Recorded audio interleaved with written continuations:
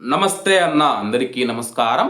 కువైట్లో హాలా ఫిబ్రవరి సందర్భంగా యూసఫ్ కార్గో వారు కువైట్ నుంచి ఇండియాకు సామాన్లు పంపించే భారతీయులకు బంపర్ ఆఫర్లు తీసుకుని వచ్చారు.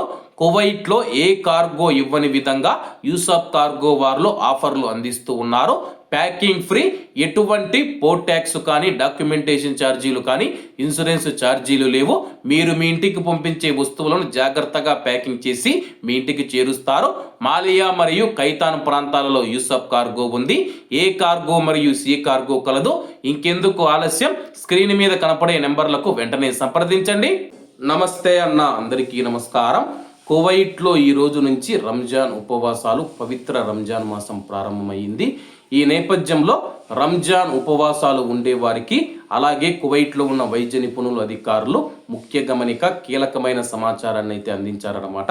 వివరాల్లోకి వెళితే, రంజాన్ నెలలో ఉపవాసం మన శరీరానికి నిర్వీషీకరణ లాంటిదని చెప్పేసి ఇది మన జీర్ణ వ్యవస్థను శుభ్రపరుస్తుంది మరియు అన్ని విషయాలను, చెత్త పదార్థాలను, వ్యర్థ పదార్థాలను బయటకు పంపుతూ ఉంది. అయితే ఈ నెలలో రంజాన్ మరియు ఆరోగ్యకరమైన ఉపవాసం అనే భావన కొంతమంది తప్పుగా అర్థం చేసుకుంటూ ఉన్నట్లు అనిపిస్తూ ఉంది.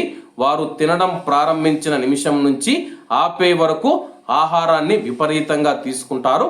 దీనివల్ల వారికి కడుపులో అసౌకర్యం కలుగుతుంది, మలబద్ధకం వస్తుంది మరియు బరువు పెరుగుతారు.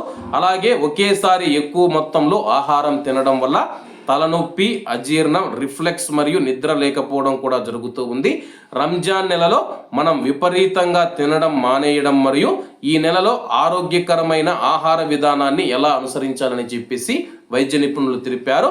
మనం 12 గంటలకు పైగా ఉపవాసం ఉన్నందున మనం తీసుకునే ఆహార పదార్థాల పట్ల జాగ్రత్త వహించాలి. జ్యూసులు, వైట్ బ్రెడ్లు, స్వీట్లు, చక్కెర పానీయాలు వంటి వేగంగా జీర్ణమయ్యే ఆహారాల కంటే ఫైబర్ ఉన్న కూరగాయలు వంటి నెమ్మదిగా జీర్ణమయ్యే ఆహారాలను తినడం ప్రారంభించడానికి మంచి మార్గమని మనం చెప్పుకోవచ్చు. వేగంగా జీర్ణమయ్యే ఆహారం 2 నుంచి 3 గంటలు తిన్న తర్వాత మనకు మళ్ళీ ఆకలి అనిపిస్తూ ఉంది. అలాగే వేయించిన ఆహారాలు గుండెల్లో మంట, అజీర్ణం మరియు బరువు పెరగడానికి కారణమవుతాయి.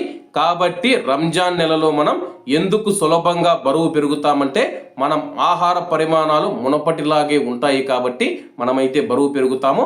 మనం 12 గంటలకు పైగా ఉపవాసం ఉన్నప్పుడు మన యొక్క జీవక్రియ మందగిస్తూ ఉంది.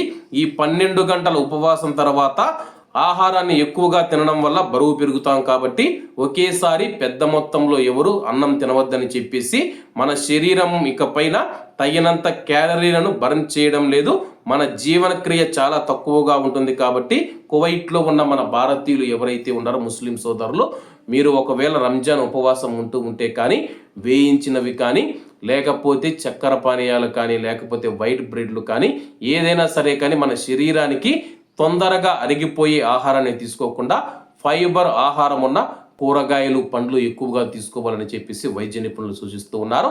కాబట్టి అందరూ బాగుండాలి, ఎందులో మనం ఉండాలి. అందరికీ నమస్తే అన్న, జై హింద్.